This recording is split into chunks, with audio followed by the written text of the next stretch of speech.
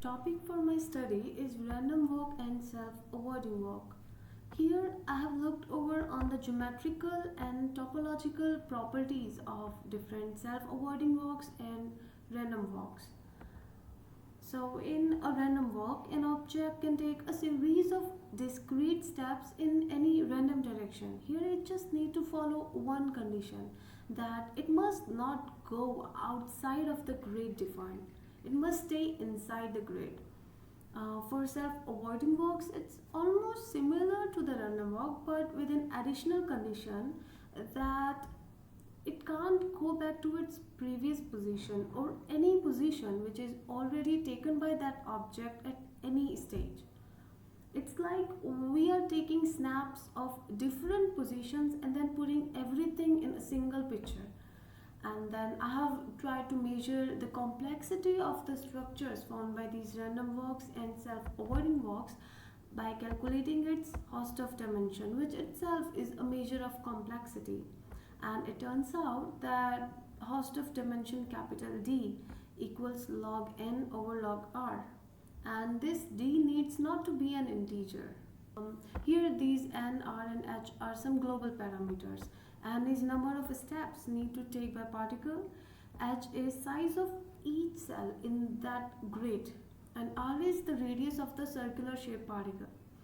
By the way, if we are taking snaps of different positions, then there might be some spacings between those positions. So I have tried to cope up with that problem by controlling this r factor radius. Okay, so I've just used a naive approach. I've just make a x by y grid, choose my initial particle to randomly locate it over on the grid. Then I have defined directions as 1 0 for right, minus 1 0 for left, similarly for up and down. And then I have used these lists to update my next position.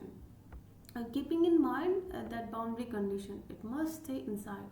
This is for random walk, while for self-avoiding walk, it's the same program but with an additional condition which will define our valid moves as those moves which will not result in an already occupied position, and it must also incorporate that boundary condition. So here in this picture I've shown my results. Like this left picture shows a random walk for 500 steps, while this one is a self-avoiding walk for 500 steps.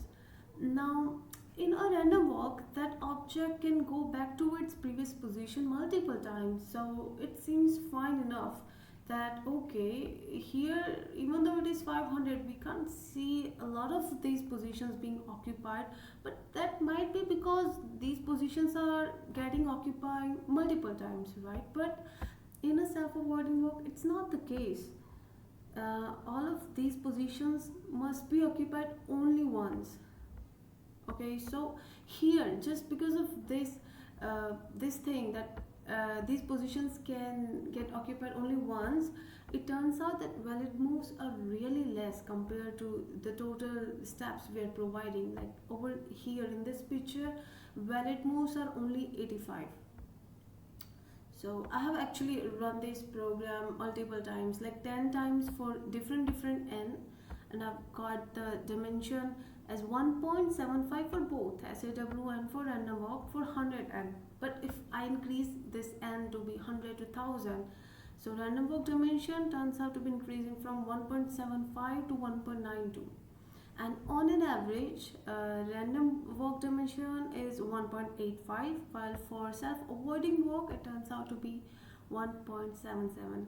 I have done this analysis of dimension using ImageJ software and using frag count plugin from there. These results are really encouraging. Like I'm just using a naive approach to directly talk about these topological things of random walks and self-avoiding walks. We can even play more with this R factor, some global factors which are defining whole of our experiments. We can try to change it and see how it brings changes in the overall dimensional analysis. Or there are some other optimized algorithms like pivot algorithm or bilocal algorithm, which are much more optimized and much more better than this naive approach.